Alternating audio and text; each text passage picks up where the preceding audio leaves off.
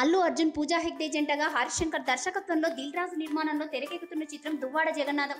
ఈ చిత్రాన్ని June 23న release చేయనున్న విషయం తెలిసిందే. ఇప్పటికే ఈ చిత్ర టీజర్ ను ఫిబ్రవరి 22న విడుదల చేయగా తెలుగులో ఏ సినిమాకు దక్కని వ్యూస్ తో దూసుకుపోతోంది. ప్రస్తుతం 16 మిలియన్స్ కు పైగా వ్యూస్ తో ఈ టీజర్ ఎవరికి అందనంత ఎత్తులో నిలిచింది. ఇక రిలీజ్ డేట్ దగ్గరకు వస్తున్న కొద్దీ చిత్ర ప్రమోషన్ ను వేగవంతం చేసే పనిలో పడ్డారు చిత్ర యూనిట్. ప్రమోషన్ లో భాగంగా గత వారం రిలీజ్ చేసిన సాంగ్స్ కు కూడా మంచి ఆదరణ లభిస్తోంది. గుడిలో బడిలో మడిలో ఒడిలో అనే సాంగ్ యూట్యూబ్ లో రికార్డ్స్ ను బ్రేక్ చేసే పనిలో ఉంది.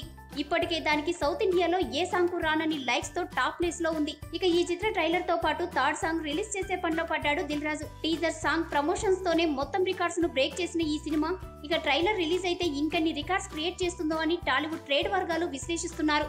ఈ మూవీలో బన్నీ బ్రాహ్మణ యువకుడిగా కనిపించబోతున్నాడు. ఈ వీడియో గనుక మీకు నచ్చినట్టయితే లైక్ చేయండి, షేర్ చేయండి, సబ్స్క్రైబ్ చేసుకోండి.